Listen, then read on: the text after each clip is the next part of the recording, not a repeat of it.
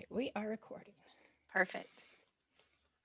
Hi, Lexie. Thank you so much for joining us at Straight Up 615. I know we have lots of big news to get to today.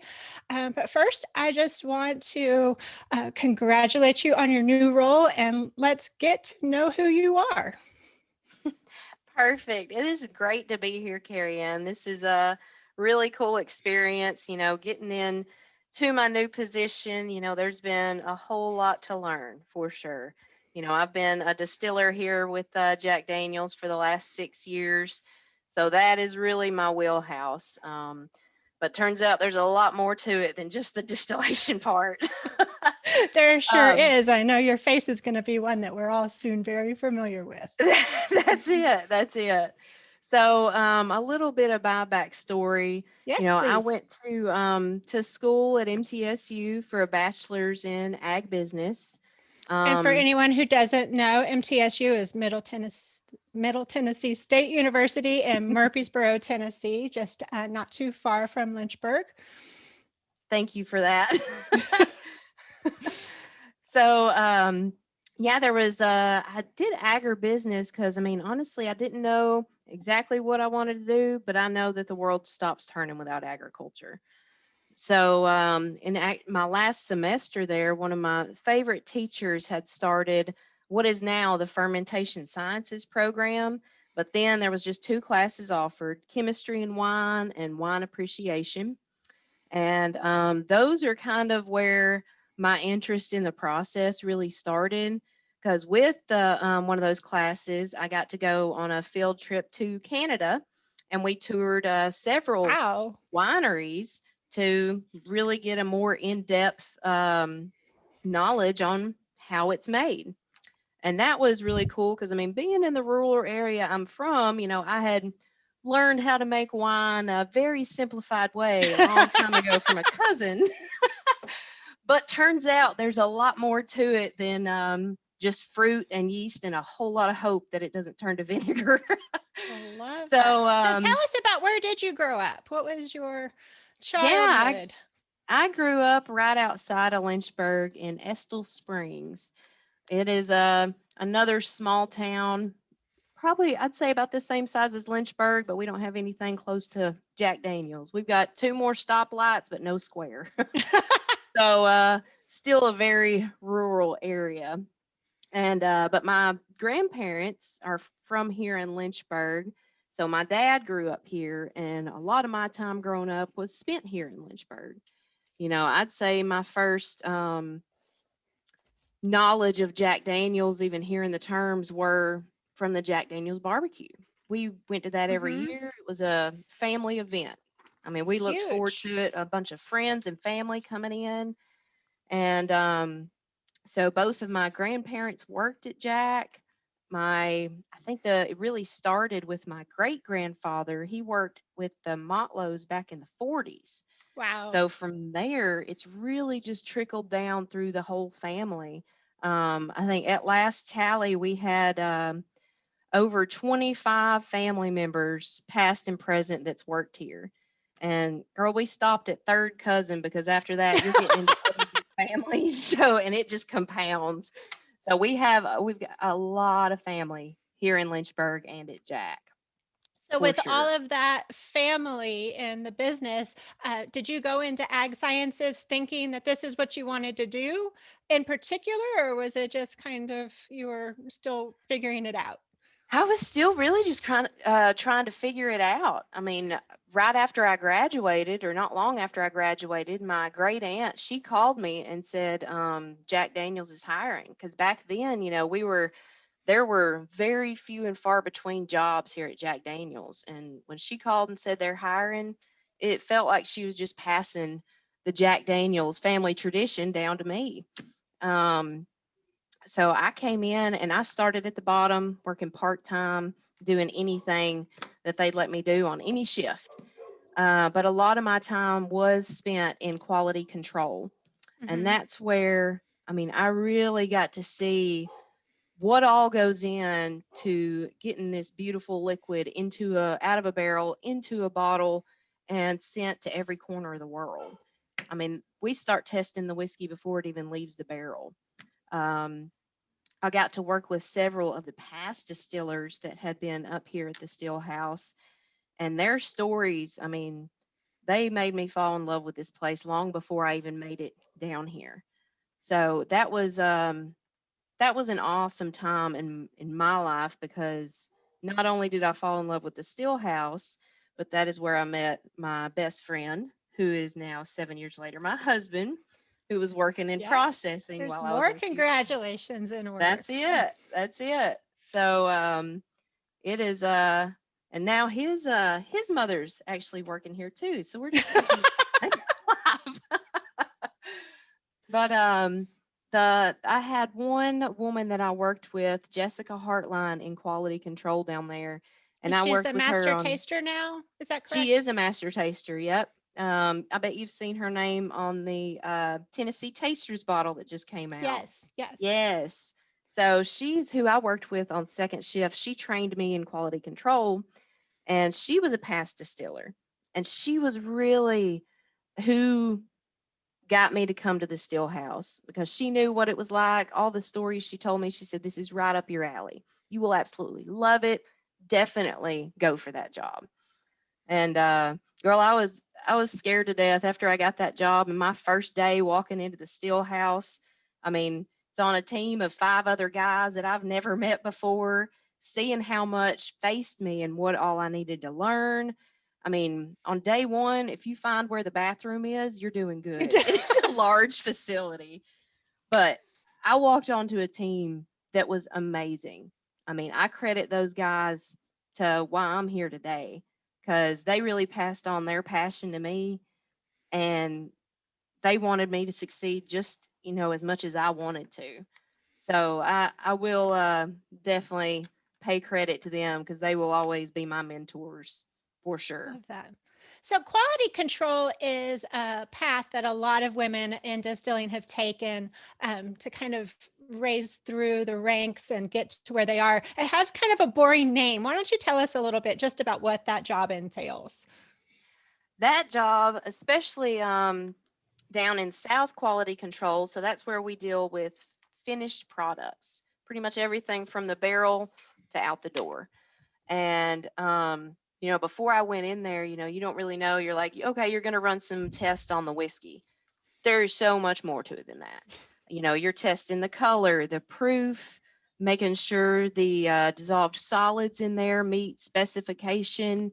And then there's the glass and the labels and the closures. And I mean, they are over all of that. And so much more can go wrong than you can ever imagine that they weed out of the process.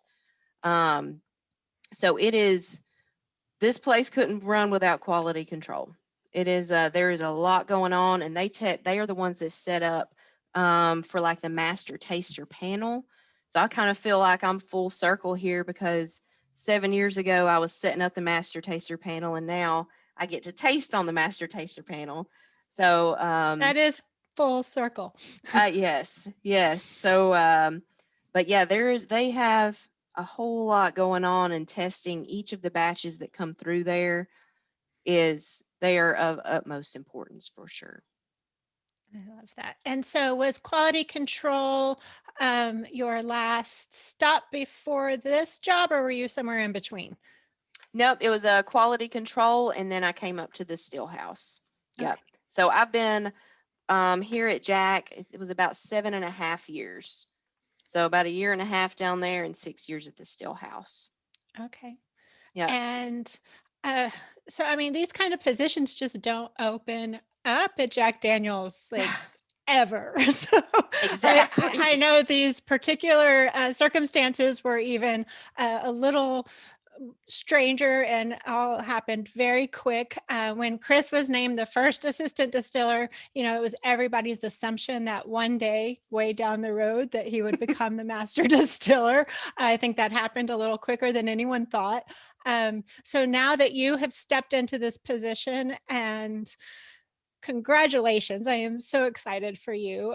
Obviously, Chris is not going to be going anywhere for quite a long time. So, how do Oh you no. see this role playing out, and what do you want to do with it? I know coming out from behind the stills and in front of cameras, and journalism is going to be a new thing for you. You'll be a new face of the brand. I assume one day you'll start traveling and really being an ambassador to Jack Daniel's. Um, how do you feel about all that? That's a huge change. And It really is. I mean, my gosh, growing up, seeing Jimmy Bedford, Master Distiller, Jeff Arnett, Master Distiller, everybody knows these people and they are held in such high regard. I never thought I would be the right hand to a master distiller, not because I'm woman, but because, how do you even begin to go down that path? yes, But really, certainly at Jack Daniel's, it's not something probably that you exactly. would have aspired to, even because the time it Yeah. takes for those jobs to turn over is That's typically it. Because I mean, so. it just seems like a dream job, things you only dream of. But it's, you know, I think in my role, how I got here was even in quality control, I was following what I was passionate about. And that's what's really got me here, the passion for the people, the history, and the process of what we do. And, I know Chris Fletcher, he better not be leaving for a long time because he is definitely leading my path. I still have so much to learn from him. He is an amazing to work with. So, for my plans in the future, I'm going to keep doing what I do and, just keep following what I'm passionate about because I know no matter what, I will be happy doing that. And for being a woman in this position, whenever this first came out, you know, it didn't really even sink in when Fletcher's like, "Hey, come to my office. I want to talk to you about something." Don't get me wrong, I was excited, but then it came out internally a couple months ago, and I mean, I was on cloud nine. But then that night is when it really started sinking in because I had actually ran into one of the tour guides at our local marina in the women's bathroom of all places, Where all and good conversations happen. all good conversations. And I didn't even know her that well, but girl, she came up to me and she hugged me and talked about how proud she was of me and what I was doing for women at Jack Daniels. And I mean, it still gives me chills because I mean, that really, I mean, it just sits in your soul that, this is a lot more than me just getting my dream job. This is for the It's women here showing at little Jack and girls all that they over. can have this dream. I think it is such Yeah, an important thing. I've talked with women distillers all month, and we've kind of circled back to the same thing over and over again: is that if you can see it, you can be it. And we have so many women in distilleries across the country, across the world, and it's just time that we put them out in front and let people know that this is a job not only that women can have, but women do have all over the place. And that's um, it. I was personally so excited about this announcement, because with your promotion into this job, we have women in huge leadership roles in every major distillery in Tennessee. And I am so proud of Tennessee for getting that piece right. Um, I I'm am just too. I over the think it's moon for you. awesome, awesome step for womankind. Yes, it is. And I am going to do everything I can to shout these names from the rooftop. You guys are doing such amazing work. So tell us now, God, you've been through a hell of a year up there. I know we stopped tourism. You guys pivoted to hand sanitizer, to help Yeah. out with those efforts. I'm sure the face of what your everyday looked like changed drastically with this new role. And you got married in the middle of all of this, I understand. Exactly, exactly. Tell me about what the last year has been like as you've been making all these different transitions, and just, it's been crazy. It really has. I mean, like you said, there's been so many just pivotal changes that everybody across every industry has had to make, just to keep going.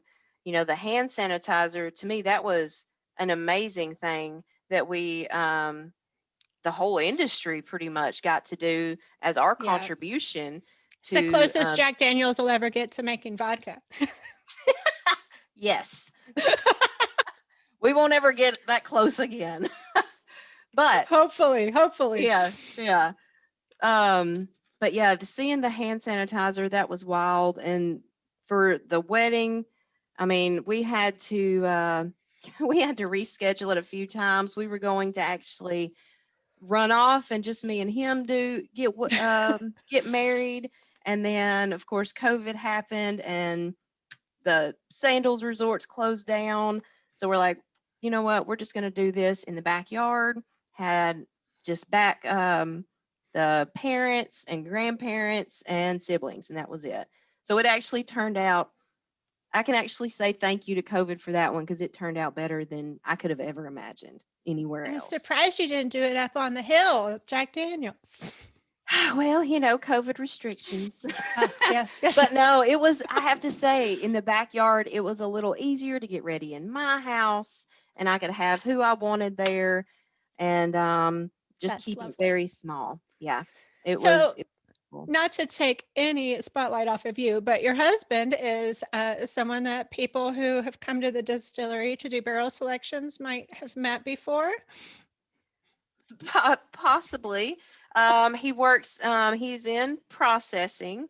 So I think he has been in a tasting or two with some folks that's come to select a barrel. Mhm. So in single barrel processing, you know, they're cutting it down to proof and then sending it out on the line. So that's what his job really is. And yeah.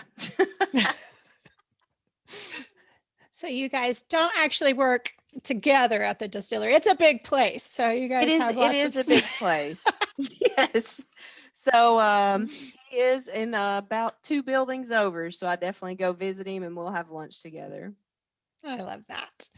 So, as you're moving through all of these new responsibilities, I'm very hopeful. I'm sure we all are that the world is opening up. I am going to get my first shot in just a couple of hours. Oh, good. Will you be with us at whiskey festivals and all of those sorts of things when that starts back together, or Yeah, when will things Chris be start, sharing those responsibilities? yeah, when that things start opening up, I think I will definitely be able to come to some events and tastings and whiskey fests. So I'm that's definitely a part of the job that I'm very excited about. And that's one thing that's COVID's made a little hard, you know, starting this position out. You know, I haven't really got to do any of that. So I haven't had to really hit the ground running. Got to ease into it a little bit, and honestly that's been really nice because that's helped me learn a little bit more about all the other processes of, you know, the making of barrels and warehousing and all of the other very important aspects of what we do. So I've A liked the blessing break, in but I'm disguise. yes, but I'm ready for everything to open back up very safely. Yeah. We all are. Yeah. So let's just say that Jack Daniels was sort of in the back of your mind when you were going to school. For young women who perhaps are in a fermentation sciences program at MTSU or elsewhere, what kind of advice do you have to young women who are looking to enter the business? I mean, I wouldn't suggest that most anybody else would go from 7 years from starting at a distillery to being in such a major role, but as we all know, it takes a lot of hard work. But what's your advice to young women in particular that are maybe in those fermentation programs or in STEM? Yeah, I would definitely say if it's something that you're passionate about, if you can just get your foot in the door anywhere, because you're going to have to learn every single bit of the processes anyways. Like I started down at bottling. You know, I think getting that full knowledge of different aspects of the industry and then just continue stepping up because like you said earlier, I mean, if you want to go for it, if you can see it, if you're passionate about it, then you can do it. It will take hard work. Like at the distillery, it's hot, it's dirty, but man, I loved every minute of it. I wouldn't have traded anything for it. So if you're good with that, then you can do anything you set your mind to. just know that you can. I know we've also had a few conversations of how do we talk to young women, maybe even in high school, to tell them that this is kind of a career path. It's kind of a touchy subject, as you're not like out talking to 16, 17-year-olds about drinking whiskey, but making whiskey and the science behind it. I just am really curious as to how we can, let people at a young age know that this is something possible to them. Yeah, I mean, Not I everybody gets think to grow up with Lynchburg in their backyard. So I think that maybe, you're a little more aware of it. And then so many people in Kentucky and across Kentucky, Tennessee, both, this is something that they're aware of. But outside exactly. of us, Sometimes I feel like, I almost forget, this sounds crazy, but we almost forget here in Lynchburg how big it is, how much of an impact that it had on our lives. I think that in college, starting in the fermentation sciences programs, I am very glad more and more colleges are doing that because it is the science behind it. It's not just I'm making whiskey. I'm making something with my hands here at Jack Daniels that has been made the same way for generations and passed down over 150 years. There's a lot more to it that I'm passionate about than just making whiskey. So I don't know if how to really tell people that in high school. I think it would be take those like you science said, the classes. science of it. I would want somebody interested in the science, and then just learning more about it as, they become more passionate about it. As Mm. long as they like it, then as um, education continues within college and then internships and things like that, I think those will be a very good way to continue in this program. I'm hoping MTSU does continue to expand that program. And as distilleries are opening a little bit closer to MTSU and even coming down to Jack Daniels to have that hands-on experience. I know we've passed laws to help that happen. So I'm hoping that Tennessee starts really educating a whole new generation of distillers, and Yeah, Tennessee will for sure. benefit greatly from it. And I think getting into distilleries, after some education really helps because, my training, I had ag business, but learning what I learned over there at the distillery, I mean, there's an 18-month training period, and you don't learn everything to be a seasoned operator in 18 months. I Mhm. mean, you're going to learn most of your hands on work doing hands on. A book Sure. can only take you so far. So I think getting into distilleries and just seeing if you like it is a big part of it for sure. Yeah. So when I had this similar conversation, only I was down there spending the day with Chris right after he was named assistant distiller. We probably spent the vast majority of our day talking about yeast and in the yeast lab, and just super geeking out about yeast and the science of that. I love that. That's Is awesome. there is there a particular aspect of production that you just completely geek out over? Is there one piece of it that you're just enamored with? I would say honestly, the yeasting part is a huge part of it because I mean, as learning, being trained in the distillery, you slowly begin to learn that 90% of your job is keeping microscopic yeast cells happy. And I mean, these are 12-hour shifts. We're running, 7 days a week, 365, and that's our biggest boss. If the temperature's off, you've got to make that yeast happy. And that we have our own yeast strain that we can trace back as far as we can. And we're not just flipping through a catalog, buying it. We're starting it fresh from that one strain every week. As a yeast operator, that you are growing it up from a 9-liter jug to 6 3,500-gallon yeast tubs in a 60-hour period, you have to know exactly what it's looking like, what it smells like to be on the right track. I mean, that is there is a whole lot going on over at that over there, the yeast is a huge, huge part that you don't think about unless you're in the industry. You don't. Um, I'd say the yeasting is one of my favorite parts for sure.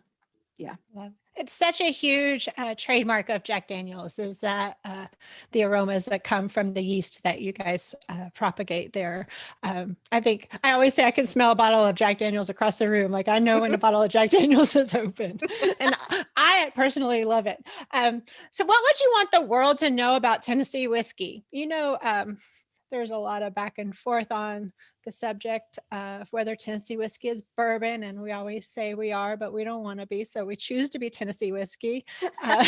So what do you want the world to know about what Tennessee is and what this whiskey means to us? I really like that we are bourbon plus. We meet all the requirements for bourbon, but we got to be made here in Tennessee, and you got to be charcoal mellowed. So I think you can really tell the difference of the whiskey before and after charcoal mellowing, where it goes through the 10 feet of the sugar maple charcoal, goes in clear, comes out clear, but that flavor is a lot more mellow coming out the bottom. With some of the grainy notes have been mellowed and filtered out. And Tennessee whiskey, Tennessee whiskey's, I guess, just our life around here. I think it's just something. It is. So tiny little backstory. I worked for American Cancer Society for quite a while in Middle Tennessee, and I ran the Relay for Life in Lynchburg for a few years. So I spent quite a bit of time there. That was my it's the first time I spent a lot of time in Lynchburg. This is long time ago now. But I remember telling American Cancer Society, I was like, Jack Daniels is going to sponsor Relay. And they're like, we don't do alcohol. I'm like, oh no. I'm like, well, cool. Like, who else is going to do it? And Jack Daniels was a great partner to us for fundraising and hosting a number of events there. But that was my first experience really spending time, around the culture. And you don't talk to anybody in that neck of the woods without Jack Daniels being part of their story. Yeah. But once you get outside of Lynchburg, at that time, there were only the 3 distilleries in Tennessee. And so Tennessee doesn't have that feeling of pride about Tennessee whiskey as a whole, as if you were in Kentucky, where everybody in Kentucky is pretty ingrained from an early age that Kentucky bourbon is part of their state's history and heritage and pride. I am hoping with now more than 40 distilleries across the entire state that is something that changes very rapidly. But I understand it's a much different feeling in that particular area where Jack Daniels, George Dickel are both pretty close to each other. I just wish we could kind of infect the rest of the state with that same pride and that this is who we are and what we do. Oh, I bet it'll come. Just give it time. We have so much to be proud of. Yes, for sure. Another thing I really liked with my visit with Chris, those however many years ago, has happened 6 years ago. It was, yeah. Yeah, doesn't seem like it. That he was very insistent on that Jack Daniels is a craft distillery. And I know to hear that from the biggest brand in the world is so weird. But when you really go through that distillery, especially the yeast process and even the fact that you guys are making your own barrels, how It is, because I think people sometimes associate craft with size. But if you look up craft, it's something that's just handmade, and that speaks to every aspect of our process. With the barrels that we make in a company that we own, the process that I'm most familiar with, we do everything a very natural way over there. A lot of places may use some enzymes in the cook process just for that, the breakdown of the starches. But, we do that naturally with the malt, the enzymes that are in the barley malt. Things like that are things that I love that we do that not everybody does. and of course the yeast as well. And I then had the caged occasion to spring hear water. Kevin. I'm sorry. I had No, you're occasion to good. hear Kevin speak to the malt at the industry conference through UK last week. And again, I'm a big geek about this stuff. I love learning those sorts of things, that he had gone to the trouble to conduct his own experiments on Oh the yeah. malt to make sure that the malt was producing as much as possible. I think he was one of the big hits of the day. You Oh guys have good. so you guys have so many. Um, you have the advantage of being the largest, one of the largest brands in the world, that you can afford to do these sorts of things, to really like dive deep into learning more about the processes that are sometimes still a little magical to us. They are. I mean, I think that is one benefit of us being on the larger scale is, like you said, that we get to do some of that experiment on, because a lot of people will think if we are this big that we're actually cutting corners, as much as we can, but that's nowhere near what we're doing here. We're still making the quality product that's been put out for generations. Nothing wrong with trying to make that process better. That's it. Yeah. I think his conversation, my conversation with Chris, like, it just really drives home how dedicated Jack Daniel's is to, one, maintaining that no matter what we do, that whiskey is always going to taste the same. But also in the last, I don't know, 6-10 years, there's been more new products out of Jack Daniel's than in the history. Do you guys have anything exciting in the pipelines?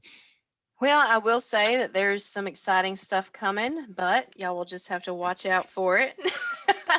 The Tennessee Tasters line, I'm really So excited fun. about some of that because, trying the different barrel wood finishes and the barrel reunions and different proofs.